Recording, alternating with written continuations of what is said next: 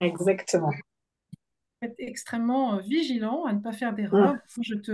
Je te reçois là sur un. D'abord, le lien email nous a été fourni par le parti Renaissance et donc ça, du coup, c'est pris en compte. Et moi, personnellement, j'ai choisi mon compte Zoom personnel et non pas celui de l'Assemblée. Mm. Respecter les critères. Je suis très stricte. Charlie nous a rejoint. Charlie est à Sydney.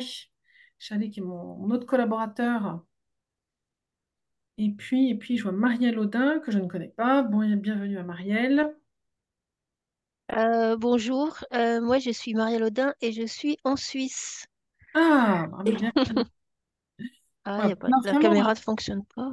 voilà, évidemment, on ne peut pas avoir trop de personnes qui viennent de l'ouest du cadran solaire, puisque Mm. là, ils dorment encore pour beaucoup d'entre eux. Mais on est content d'avoir des gens à la fois du fuseau horaire européen et jusqu'en Australie, qui est sans doute le plus à l'est. Donc ça, c'est très bien. Alors, je vais peut-être... Bonjour Anne. Bon, j'ai une très mauvaise connexion. Bonjour Anne, je me présente. J'ai une très mauvaise connexion. Je suis délégué Renaissance Alger, Noureddin Brahimi. Parfait, ça y est, la connexion est bien passée, on Voilà. a entendu. Voilà. Et après, on va... Ah, vous avez entendu, merci. Voilà, on va tous couper après nos micros. Et bienvenue aussi à Vassilios Aslanis. Voilà, donc merci à tous en tout cas d'être présents aujourd'hui. Alors, j'ai organisé déjà le mois dernier une visioconférence consacrée à l'Europe et j'en ferai une par mois. Et donc là, Marie-Pierre est la deuxième. C'est vraiment un projet qui s'inscrit dans le cadre de la campagne des européennes car il nous faut plus que jamais parler d'Europe avec un objectif qui est clair, qui est de rappeler à tous ceux que nous rencontrons qu'on vote le 9 juin, qu'on vote aussi à l'étranger. Ça, c'est très important de le dire, car notamment parmi les nouveaux venus, peut-être beaucoup ne savent pas qu'on peut voter quand on est à l'étranger pour les européennes. Donc, bien leur dire que le 9 juin, on peut voter et que s'ils ne peuvent pas, eux, en personne, voter, et bien surtout qu'ils donnent une procuration. Et si nous pouvions, nous, militants Renaissance, déjà mobiliser autour de nous tous ceux qui ont voté au premier tour de la présidentielle pour le président Macron, je vous assure qu'on ferait le plein et qu'on ferait mentir tous les sondages qui sortent actuellement. Donc c'est vraiment très important et je vous invite tous dans toutes les rencontres que vous serez amenés à faire à marteler cette date du dimanche 9 juin 2024 et à dire aux personnes que vous rencontrez, là où vous êtes, à l'étranger, surtout, votez, venez voter et faites voter. Voilà, ça c'est mon premier appel. Le deuxième, donc vous dire que je fais donc ces visios tous les mois et que j'ai en projet d'avoir au trimestre prochain. Je souhaiterais avoir, je pense que je l'aurai, Fabienne Keller. Je souhaiterais, tiens, bienvenue à David qui est en Ukraine. Je souhaiterais également avoir, il vient demain matin à l'Assemblée, Pascal Canfin. Je vais essayer de l'attraper, le convaincre de se joindre à nous parce que Pascal est remarquable pour passer des messages sur les enjeux climatiques et environnementaux et avec des messages très politiques et pas seulement techniques. Donc ça, nous en avons besoin. Et puis, j'aimerais également faire intervenir Laurence Fareng, qui travaille beaucoup sur les subventions européennes.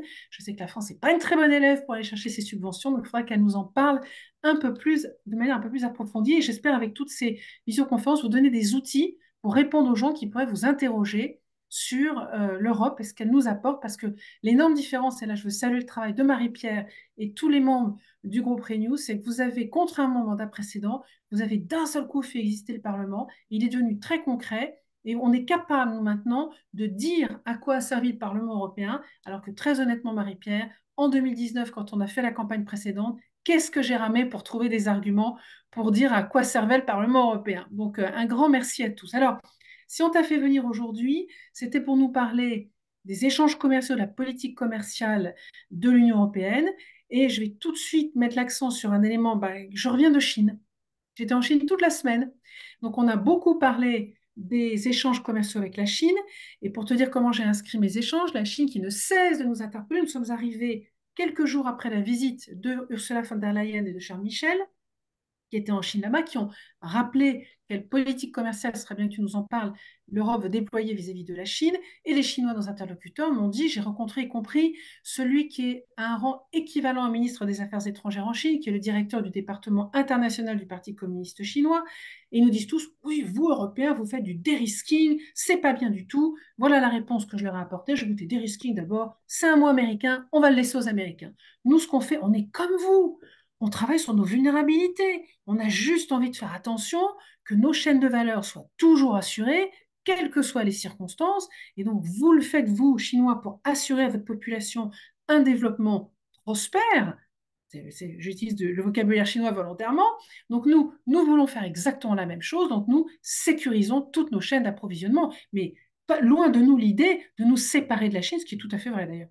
Et on a bien entendu tout à fait besoin de travailler. Et d'ailleurs, j'ai rencontré après quelqu'un de chez Airbus à qui m'a donné des arguments pour parler aux Chinois en disant, mais regardez avec votre C919, qui est le avion concurrent presque copie conforme de l'Airbus A320, vous ne faites rien d'autre que avoir une chaîne d'approvisionnement chinoise qui vous met à l'abri d'un risque si un jour Airbus ne pouvait pas vous le fournir. Et puis de toute façon, vous avez un tel marché, une telle dimension, qu'il faut bien aussi fournir votre marché intérieur. Et une demande à laquelle Airbus tout seul et Boeing plus Airbus ensemble ne peuvent pas répondre. Donc vous faites vous aussi de la lutte contre les vulnérabilités des chaînes de production chinoises en ayant fabriqué votre avion C919. Donc je ne vais pas aller plus loin, peut-être rajouter un tout petit mot sur ce qu'a dit Olivier Bèche, notre ministre du Commerce extérieur, c'était, je crois, pas plus tard qu'hier, qui répondait à une députée à la France Insoumise. Vous savez que les insoumis, nos extrêmes, sont tout à fait opposés aux accords commerciaux, même si je crois qu'il ne faut pas forcément aller dans un débat pour convaincre des extrêmes, ça ne sert à rien. Faisons déjà voter ceux qui sont chez nous, mais qui peuvent quand même vous interroger en vous disant, ouais, quand même, les accords commerciaux, à quoi ça peut servir? Ben, juste dire, moi je dis souvent que ça met des règles où il n'y en a pas, ça évite d'avoir une jungle qui prospère, ça exige quand même d'avoir des exigences, de ne pas faire n'importe quoi. C'est ce qu'on fait par exemple avec un traité avec la Nouvelle-Zélande, c'est ce qu'on fait avec le Mercosur qu'on a décidé de ne pas signer tant qu'il ne respecte pas certaines normes sociales et environnementales qui nous tiennent à cœur. Donc nous essayons d'être cohérents avec l'ensemble des ambitions que nous portons. C'est très important pour, dans tous les domaines, assurer la protection et la prospérité de nos citoyens européens et la sécurisation de nos chaînes de valeur. Donc je vais m'arrêter là, Marie-Pierre, et te laisser la parole pour que tu nous puisses, dans un propos introductif, nous présenter les enjeux de la politique commerciale de l'Europe, quel bilan tu en fais, quels sont les sujets sur lesquels il va falloir encore travailler pour les 5 ans à venir, et puis qu'est-ce que nous pouvons faire, qu'est-ce que nous pouvons répondre à ceux qui nous interrogeraient sur ce sujet, avec toujours cette petite musique, ouais, les accords commerciaux, c'est pas bon pour l'environnement. Donc je te laisse la parole, Marie-Pierre, et merci encore d'être là. Merci beaucoup, Anne, et bonjour à toutes et à tous. Très heureuse de pouvoir échanger avec vous. C'est toujours un plaisir, Anne, de te retrouver et de pouvoir échanger avec toi et avec vous tous. Donc, si je reprends, quand on est arrivé justement en 2019 au Parlement européen, et si je repars en fait du point de départ, c'est-à-dire le discours de la Sorbonne du président de la République, où, pour le coup, il avait identifié toutes les problématiques avant qu'elles se produisent, où il demandait dans le discours de la Sorbonne que l'Union européenne continue de sortir de sa naïveté et concrétise le fait de devenir plus souveraine, plus juste, plus unie, plus démocratique et plus verte. Et c'est tout ce qu'on a essayé de faire pendant ce mandat, où toute la délégation de l'Europe Ensemble, parce qu'on est donc 23 députés européens dans la délégation de l'Europe Ensemble, ce qui nous permet d'être dans toutes les commissions et qui nous permet de répondre à ces objectifs-là, qui sont en fait les ambitions qui sont partagées par les citoyens européens, mais qui sont voulues aussi par les citoyens français, de nous dire qu'ils veulent que l'Europe soit une véritable puissance, une puissance qui les protège, mais une puissance qui crée des opportunités. Et à travers tout l'agenda qu'on a déployé depuis 2019, c'est ça, c'est créer une Europe qui soit plus unie, qui soit source de protection, qui soit une vraie puissance normative sur le côté climatique, sur le volet social, sur la régulation des géants numériques, et puis une Europe qui crée des opportunités parce que justement, elle est différente, comme tu l'as dit, Anne, à la fois de la Chine, mais à la fois des États-Unis, à la fois des autres États tiers. Donc, on doit s'affirmer aussi en tant que puissance. Mais pour ça, il fallait créer justement ces instruments un peu de la puissance, mais non pas une puissance qui cherche à écraser les autres, mais qui cherche justement à défendre ses propres intérêts, son propre agenda, qui n'est pas le même que les autres. Et c'est vrai que à la fois le choc du Covid, bien évidemment, a renforcé cette idée d'une Europe souveraine au travers de la notion qu'on appelle d'autonomie stratégique. C'est tout ce qui a émergé au sein de ces dernières années. C'est comment l'Union européenne doit déterminer par elle-même avec qui elle échange, comment elle commerce. C'est elle qui doit dicter son propre agenda. Il n'a pas à être imposé par les autres. Et puis, forcément, notre agenda politique, il a été aussi percuté par la guerre en Ukraine et par toutes les conséquences que ça a entraîné, notamment sur le point énergétique. Donc, pendant ce mandat, on a voulu concrétiser la fin de l'Europe naïve, notamment en matière commerciale. Alors, ça passe par deux leviers. À la fois la réforme des accords de commerce, parce qu'effectivement, tu as évoqué l'accord avec le Mercosur. Donc, le Mercosur, Brésil, Uruguay, Paraguay, Argentine. Et puis, à la fois, d'autres instruments, qu'on appelle des instruments autonomes, qui nous permettent justement de fixer des règles. Parce que c'est ça, l'objectif à travers la politique commerciale, c'est de fixer des règles. Parce que quand on n'a pas de règles, tu l'as tout à fait bien dit, Anne, c'est le Far West. Chacun fait ce qu'il veut. Et c'est justement de la concurrence déloyale, puissance exponentielle, qui est en train d'être mise en place parce qu'on n'a pas les mêmes règles. Par exemple, la Chine, on le sait bien, il subventionne massivement certains acteurs, alors que nous, on a des règles de concurrence en Europe qui nous empêchent, à raison, parce que des fois, ça peut créer seulement des déficits quand ils ne sont pas investis aux bons endroits, au bon moment. Donc, il faut quand même aussi réguler tout ce cadre-là. Donc, c'est ce qu'on a cherché à faire. Si je reprends sur le volet des accords commerciaux, qu'est-ce qui s'est passé pendant ce mandat depuis 2019 ? On a voté à ce stade, le Parlement européen, 2 accords de commerce. Le Vietnam, du coup, qui est un accord de commerce qui était extrêmement important, et puis l'accord avec la Nouvelle-Zélande. Ce qu'on a réussi à faire avec la Nouvelle-Zélande, et on voit effectivement nos oppositions qui nous disent qu'on met à mal nos engagements du pacte vert avec cet accord. Non, parce que dans l'accord avec la Nouvelle-Zélande, on a réformé le contenu, c'est-à-dire qu'on a inclus enfin l'accord de Paris dans un accord de commerce. Et ce n'est pas seulement une référence à l'accord de commerce, c'est le fait que l'accord de Paris devienne une clause essentielle. C'est-à-dire que si les engagements ne sont pas respectés par les partenaires, donc que ce soit la Nouvelle-Zélande ou que ce soit l'Union européenne, pour la première fois au monde dans un accord de commerce, on va pouvoir mettre en place des sanctions. Les sanctions, c'est quoi ? Ça veut dire limiter l'accès au marché, imposer des droits de douane. Voilà, il y aura des sanctions concrètes qui sont mises en place pour dire attention, il faut respecter le cadre qui est fixé. C'est sûr que quand vous avez un partenaire comme la Nouvelle-Zélande, qui est un like-minded partner, j'ai envie de dire, quelqu'un qui partage nos ambitions de lutte contre le dérèglement climatique, qui est une démocratie parlementaire, qui a cette envie d'aller de l'avant, c'est forcément plus simple dans les négociations. Avec les partenaires tels que le Mercosur, c'est des sujets très difficiles parce que notamment le Brésil ou l'Argentine nous disent « mais nous, on n'a pas le même développement que l'Union européenne, vous ne pouvez pas nous imposer les mêmes règles ». L'objectif, c'est effectivement, c'est ce que dit le président de la République, il faut qu'on tende vers la réciprocité. L'enjeu, ce n'est pas de créer au travers ces réformes des chapitres développement durable et des accords de commerce la fermeture du marché européen, mais c'est dire on est extrêmement ouvert en Europe alors que les autres partenaires ne le sont pas. Il faut qu'on recrée une situation d'équilibre. Il faut qu'on arrive, à travers ces accords de commerce, à créer de la réciprocité, à tendre vers les mêmes règles. C'est pourquoi on est opposé au Mercosur, parce que notamment sur les questions de déforestation, on le sait bien, l'accord tel qu'il est à l'heure actuelle du Mercosur va seulement amplifier la concurrence déloyale sur le champ agricole et va seulement être un facteur de déforestation de plus en plus large dans l'Amazonie. Et ça, on ne peut pas l'accepter parce que ça contrevient justement à nos objectifs.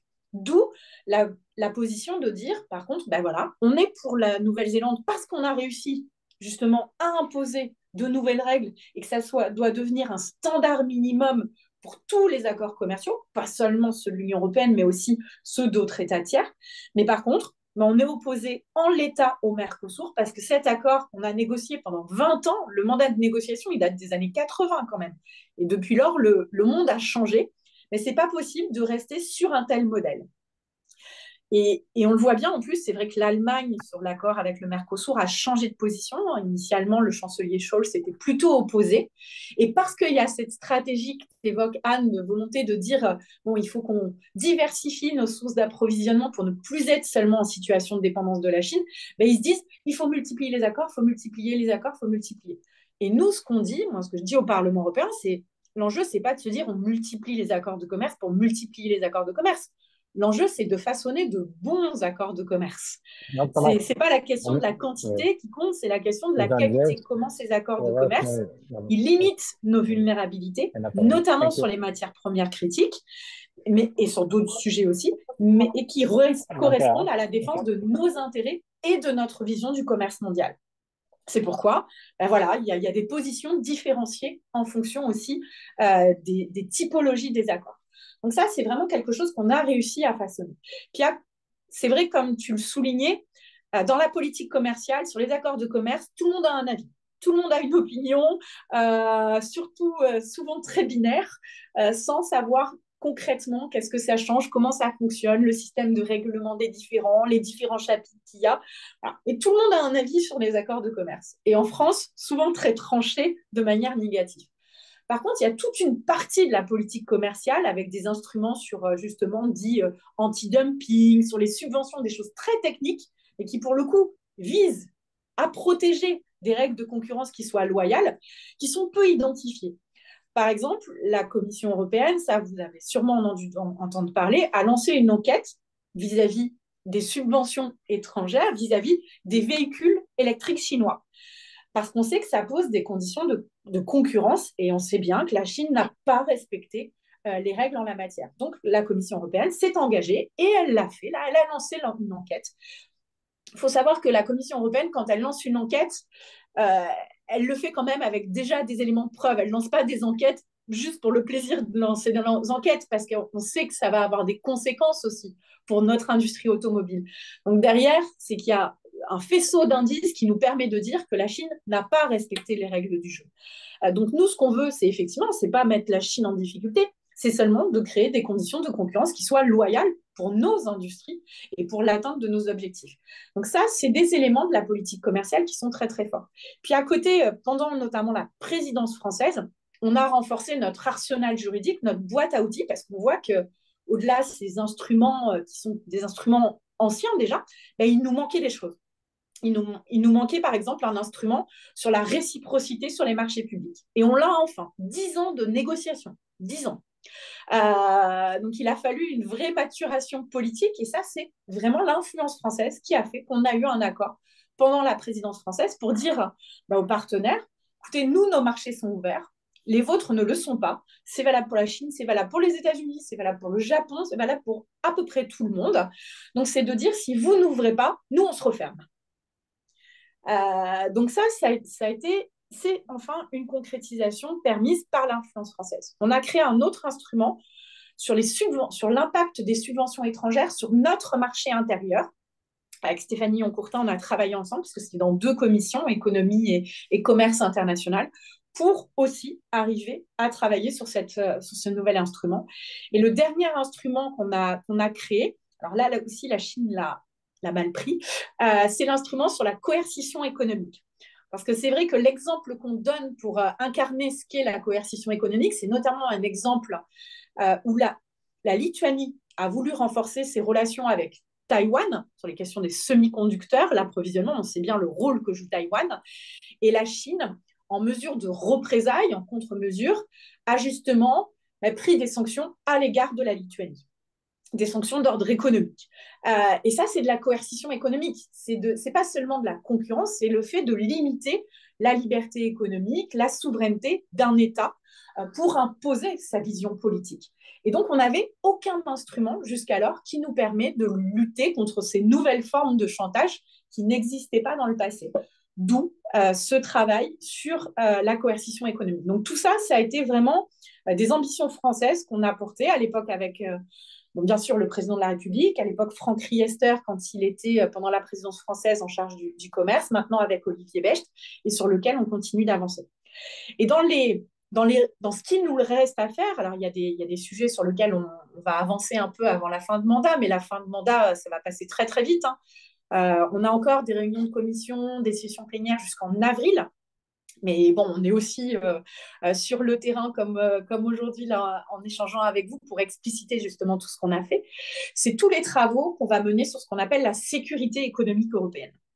Parce qu'il faut qu'on ait un peu une doctrine commune européenne sur justement l'état de nos vulnérabilités et comment on répond de manière un peu plus unie. Je donne un exemple. Les Pays-Bas, par exemple, notamment quand ils ont travaillé avec les Américains, ont pris des règles sur le contrôle aux exportations. Ils ont limité l'exportation des exportations néerlandaises sur notamment des matières premières critiques. Et ce que j'ai dit aux Néerlandais, je l'entends, et c'est vrai que c'est des sujets importants, mais ils ne peuvent pas prendre cette décision tout seuls. C'est pas possible. Et ils peuvent pas la prendre tout seuls avec les Américains. Donc, il faut qu'on travaille sur le contrôle aux exportations ou sur nos investissements européens qui sortent ou les investissements européens ou les investissements étrangers qui rentrent sur notre marché. Il faut qu'on avance un peu plus. On a par exemple un mécanisme qu'on appelle de filtrage des investissements. En France, on a beaucoup d'arsenal juridique sur ce terme-là pour étudier. Même là aussi, hein, la volonté, c'est pas d'être fermé aux investissements étrangers. Justement, la France, on est depuis 3 années le pays le plus attractif en Europe. Donc, on veut continuer à travailler sur cette attractivité. Mais il faut être vigilant. Les choix qui sont faits par des États tiers, ils sont bien étudiés, hein, que ce soit en termes d'infrastructure, que ce soit en termes de choix géographiques, de secteurs. Donc, et quand on voit, par exemple, que notamment certains ports, certaines grandes infrastructures en Europe sont complètement dans les mains de certains États tiers, à la fois États ou à la fois acteurs économiques, ça, c'est pas possible. Ça crée trop de vulnérabilité. Donc, il faut qu'il y ait un échange à l'échelle du marché intérieur européen pour éviter sa fragmentation et renforcer notre force sur la scène internationale. Donc, c'est tous les travaux qu'on est en train de mener à l'heure actuelle sur justement, c'est quoi quelle doctrine commune on peut avoir sur cette notion de sécurité économique. Quels sont les secteurs où on a des vulnérabilités? Qu'est-ce qu'on identifie comme stratégique au-delà seulement des matières premières critiques? Parce qu'on a travaillé sur... et on sait bien que l'approvisionnement en matières premières critiques, c'est capital et on sait aussi tout le rôle de la Chine sur l'entièreté des chaînes de valeur. Mais il n'y a pas que ça, quoi. Il n'y a pas que les matières premières critiques. Il y a plein de choses sur lesquelles il faut qu'on ait une vigilance. Donc ça, c'est l'objet aussi de nos travaux à l'heure actuelle et qui continueront dans le prochain mandat. Parce que on le voit bien, vous avez vu là aussi ces derniers jours aussi, en mer Rouge aussi, tous les impacts que ça a justement sur le commerce international, toute la géopolitique, l'impact que ça a. Donc il nous faut travailler avec nos partenaires européens sur les conséquences que ça engendre, parce que sinon, c'est vraiment des risques trop forts pour la globalité du marché intérieur européen. Et donc derrière, pour la France, pour l'Allemagne, et on sait bien quand la France et l'Allemagne ne vont pas bien en Europe, c'est toute l'économie européenne qui ne va pas bien. Donc on ne peut pas se réjouir non plus du fait que l'Allemagne n'aille pas bien. Donc c'est important d'avancer tous ensemble sur ces enjeux. Donc voilà, je m'arrête là en termes de un peu comment les choses ont fonctionné et comment les sujets qui nous restent à traiter, qui sont peu débattus finalement dans l'opinion publique. Comme tu le disais, Anne, on parle toujours des accords de commerce, mais peu du reste, alors que c'est capital. Alors, merci beaucoup, Marie-Pierre. On voit déjà l'ampleur du travail que vous avez mené. J'invite les uns et les autres à lever la main si vous souhaitez poser une question, n'hésitez pas. Je vais déjà en poser quelques-unes parce que ce que tu viens de dire attire plusieurs réflexions. D'abord, on voit bien que dans le contexte géopolitique actuel, qui a des conséquences sur les échanges commerciaux que nous souhaiterions avoir, on voit bien qu'il est difficile de savoir où placer le curseur entre est-ce qu'on doit se défendre à tout prix, mettre en place des outils comme ceux que tu as pu décrire, pour se faire respecter, mais au risque peut-être d'avoir, tu l'as évoqué, des réponses peut-être agressives de la part de nos interlocuteurs commerciaux, ou bien est-ce que, et puis de l'autre côté du curseur, ce serait se laisser marcher sur les pieds pour être sûr de conserver tous nos marchés, mais du coup à quel prix? Voilà, donc on voit bien que ce curseur, il est extrêmement difficile à placer. Donc moi, j'aimerais déjà savoir si au niveau européen, précisément, quel outil vous avez? Je vais te donner un exemple. En France, on a, pour protéger nos entreprises, par exemple, aujourd'hui, on a un investisseur chinois ou un américain ou pourquoi pas un russe d'ailleurs, hein, qui vient en France. Je vois David qui fait non de la tête. Mais il y a quand même des Russes, il n'y a pas que des méchants hein, chez les Russes, il peut y en avoir des plus fréquentables. Donc, même d'ailleurs, prenons des investisseurs ukrainiens, hein, pourquoi pas, qui viennent voir une région, une commune, un département, qui ont un projet d'investissement localement, quels sont les outils qui existent pour savoir si le secteur dans lequel il veut investir, eh bien, la France et derrière l'Union européenne ouvrent leurs portes ou pas. En France, ou dans l'autre sens, si on a une entreprise qui veut partir, attaquer un marché étranger, aujourd'hui, nos entreprises qui veulent partir en Chine, elles sont très accompagnées par une structure qui s'appelle le CIC, Service international de je sais plus quoi et sécurité économique, qui dépend de Bercy et qui va accompagner nos entreprises pour les aider à avoir du discernement. Donc, est-ce qu'il existe un instrument équivalent au niveau européen? Parce qu'on voit bien que les pays européens ne voient pas tous la relation, par exemple, de la Chine de la même manière. La Lituanie ne voit pas du tout la relation à la Chine comme l'Allemagne la voit ou encore comme la Hongrie la voit. Ce n'est pas du tout la même approche.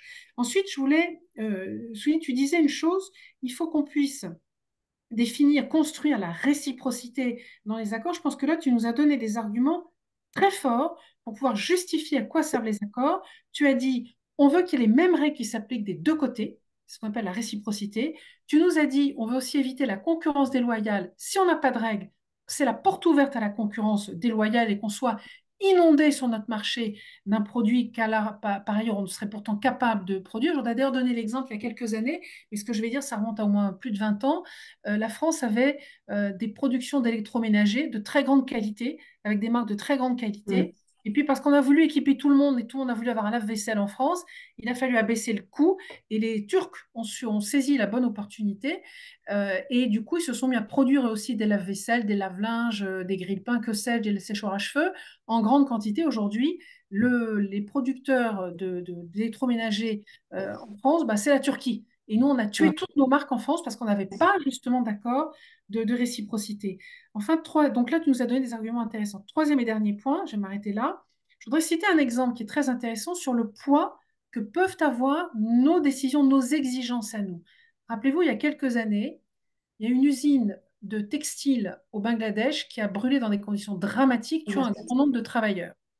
Et les grandes marques européennes, notamment françaises, ça a été un wake-up call pour eux parce qu'ils se sont rendus compte que c'était très mauvais pour leur image de savoir qu'ils faisaient travailler une industrie qui ne respectait aucune de nos normes.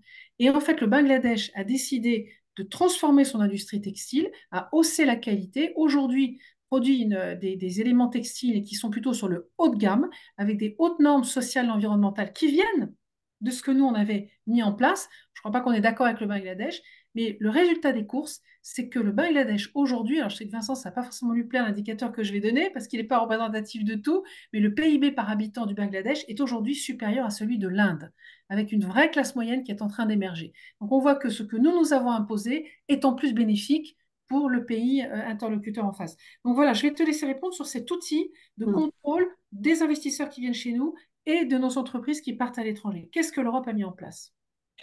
Alors, déjà, effectivement, tout ce que ton préambule, c'est vraiment ça. C'est le bon équilibre qu'on cherche à avoir entre ouverture, assertivité, comme on dit, c'est le mot qui est employé à l'échelle de l'Union européenne, et puis la question de la durabilité dans tout ça. C'est vraiment le cap qu'on s'est fixé et qu'on essaye de concrétiser. Sur la partie de contrôle des investissements à l'échelle de l'Union européenne, donc il y a un mécanisme de filtrage des investissements étrangers directs qui est mis en place. Mais à l'heure actuelle, on a seulement 19 États membres qui se sont dotés d'un mécanisme. Donc, bien évidemment, la France, qui a un mécanisme très fort et qui est justement, qui joue un rôle vraiment de formation aussi des autres administrations européennes pour les aider dans ces contrôles-là. On a souvent reçu des personnes en commission commerce international de Bercy pour expliciter justement ce qui était fait et appuyer les autres États. Donc, notre ambition, et on va avoir une proposition en janvier de la Commission européenne pour réformer ce mécanisme, pour que déjà tous les États membres se dotent d'un mécanisme qui leur soit propre, parce que sinon, ça crée des conditions de vulnérabilité pour toute l'Union européenne, le fait qu'il y ait des États qui n'en aient pas. Et par ailleurs, dans ce mécanisme jusqu'à présent, tous les secteurs ne sont pas surveillés. Et par exemple, moi, c'est souvent ce que je dis aussi au sein de la Commission européenne, le secteur culturel, c'est quand même un élément aussi extrêmement important sur lequel il faut qu'on ait une vigilance. Et jusqu'à la présent, ça ne fait pas partie du mécanisme européen. Donc, notre ambition, c'est vraiment de réformer à la fois sur le contenu des contrôles et à la fois le fait qu'il y ait véritablement tous les États membres qui avancent. la question qu'on va se poser aussi au moment des négociations, c'est le rôle que jouera la Commission. Est-ce qu'il faut que la Commission européenne interdise, par exemple, certaines positions? Voilà, il faut le bon équilibre entre puissance commission et puissance des États membres. Mais en tout cas, il y a une vraie vulnérabilité à l'heure actuelle dans le mécanisme. Et sur la question que tu évoquais aussi des investissements sortant de l'Union européenne, justement, c'est tous les travaux qu'on a autour de cette notion de sécurité économique, parce que jusqu'à présent, il n'y a rien en Europe. Il y a une faille très, très forte.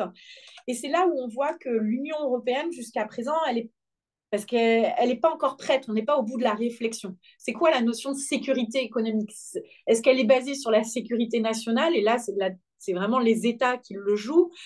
Par exemple, aux États-Unis, ils ont toutes ces notions-là et ils vont beaucoup plus loin justement dans des freins sur des investissements, etc., alors que nous, on n'a rien. Donc, il faut au moins qu'en termes de doctrine, on y ait réfléchi ensemble. Est-ce que Marie-Pierre, je te coupe une petite seconde, est-ce que l'Europe a envisagé, pour prendre l'exemple des États-Unis, d'avoir un droit extra-européen qui s'applique? De fait, sur certaines mesures, quand on a créé, par exemple, le RGPD, finalement, c'est de l'extraterritorialité. Le RGPD est un très bon exemple.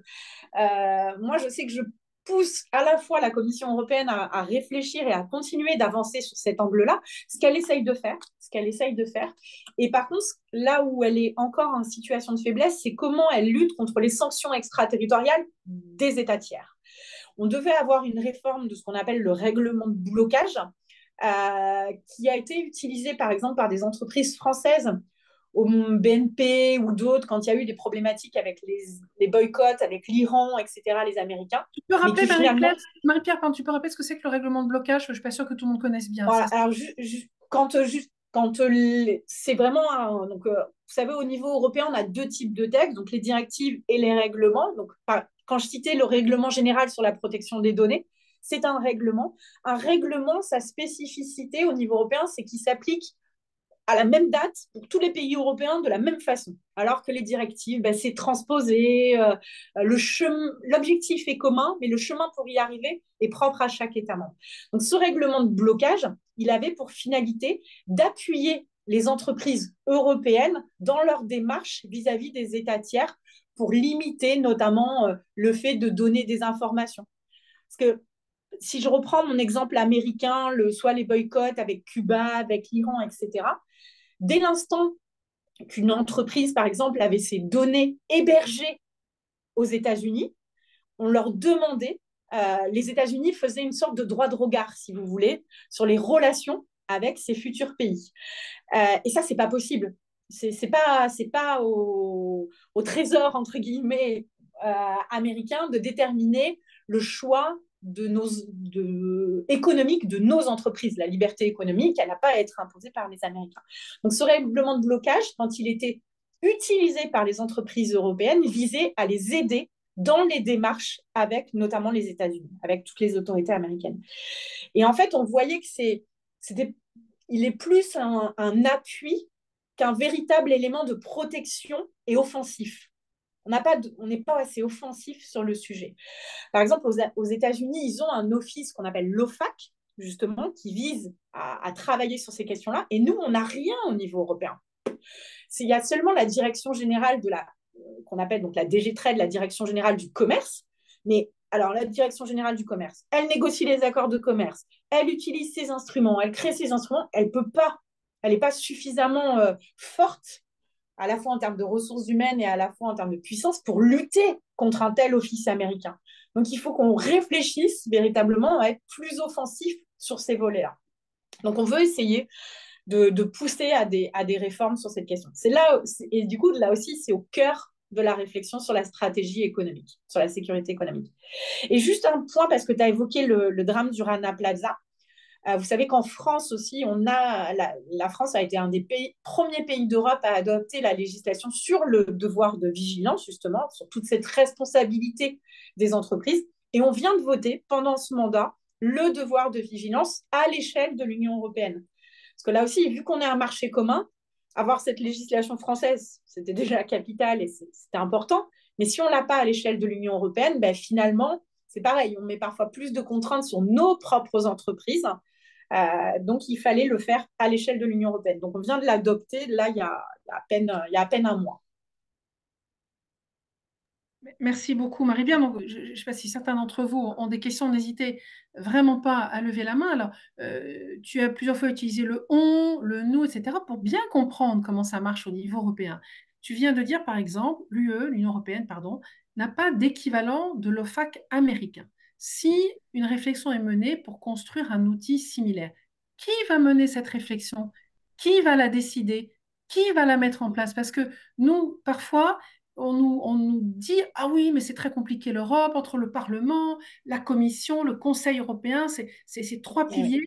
On ne comprend pas très bien qui fait quoi. Donc, sur ces ouais. enjeux économiques et d'accords commerciaux, est-ce que tu peux nous dire un peu qui fait quoi? C'est Et puis quoi? après, on passera la Ouais. parole à David. Exactement, c'est vrai que ça, c'est toujours un sujet compliqué, le fonctionnement de l'Union européenne, ce qui ne rend pas l'action justement de l'Union européenne très lisible et très visible finalement. Parce qu'on ne sait plus qui fait quoi, donc on ne sait plus qui est responsable de quoi. Si je me focalise sur la matière vraiment commerciale, c'est ce qu'on appelle une des compétences dites exclusives. Donc c'est vraiment dans le cœur du portefeuille de l'Union européenne. Il y a d'autres sujets où l'Union européenne, elle n'intervient pas spécialement, elle coordonne en quelque sorte. Mais là, la politique commerciale, c'est une compétence qu'on a transférée à l'Union européenne parce que justement, on a un marché intérieur. C'est la force de notre marché intérieur qui nous permet d'être plus forts. Donc, sur les accords de commerce, par exemple, ben, il y a un mandat qui est donné par les États membres de négociation à la Commission européenne. Et c'est la Commission européenne qui négocie avec les États tiers sur ce mandat. Et c'est là aussi où ça pose beaucoup de questions, notamment en France, parce qu'il faudrait qu'on arrive à faire en sorte que à la fois le Parlement européen et à la fois les parlements nationaux soient un petit peu plus impliqués dans le mandat pour justement éviter comme reproche, parce que c'est souvent ce qu'on a aussi en matière d'accord de commerce, que oui, c'est complètement antidémocratique. Regardez l'exemple, par exemple, du CETA. On nous reproche beaucoup le CETA, son application. L'Assemblée nationale, certes, l'a voté, mais pas le Sénat. Certains États membres ne l'ont pas encore voté. Donc, ça crée en plus des arguments qui n'ont pas lieu d'être. Donc, il faudrait que le Parlement européen et avec le travail des parlements nationaux soient un peu plus impliqués dans le mandat. Il ne s'agit pas d'avoir peut-être un mandat de conditionnalité parce que ça irait, ce serait contraire à ce stade au traité, mais il faut qu'on arrive à être plus impliqués. Nous, à l'heure actuelle, le Parlement européen, quand il négocie un accord, on a des groupes de travail et puis on échange avec les représentants de la Commission européenne pour leur exprimer nos positions. Par exemple, sur la Nouvelle-Zélande, moi je disais toujours, s'il n'y a pas de sanction, je vous préviens, je ne le voterai pas.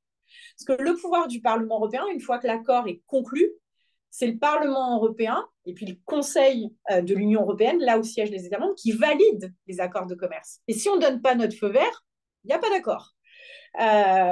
C'est pour ça que le Mercosur, notamment quand le Parlement européen a adopté mon amendement qui ne disait pas de Mercosur en l'état, la Commission européenne s'est dit ouh là là là là, il faut que je mette des nouvelles conditions pour avoir un probable vote du Parlement européen. Donc c'est vraiment comme ça que ça se passe. Le Conseil fixe ses orientations, la Commission négocie en fonction de ses orientations, et après, il y a une validation des deux co-législateurs. Et sur les autres instruments, quand je parlais marché public, subventions étrangères, coercition, là, c'est ce qu'on appelle la procédure ordinaire, où on a les co-législateurs. Et les deux co-législateurs, c'est le Parlement européen, la seule institution élue au suffrage universel direct, et le Conseil de l'Union européenne, c'est là où siègent les ministres, avec notre fameuse présidence tournante. Donc c'est vrai que c'est compliqué parce on a toujours, en plus, alors il y a le Conseil européen, le Conseil de l'Union européenne, le Conseil de l'Europe qui est en dehors, aussi autre chose. Donc les citoyens se disent, oh là là là là là là, c'est compliqué. C'est pas nécessairement plus compliqué que le niveau national, hein, parce que quand on interroge les citoyens entre la région, le département, c'est pas toujours très clair non plus.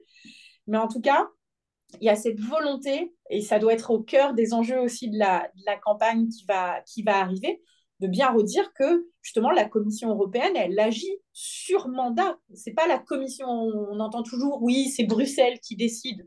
Non, Bruxelles, c'est pas des entités comme ça. Il y a à la fois le Parlement, il y a à la fois les ministres, et la Commission, elle a le pouvoir de proposition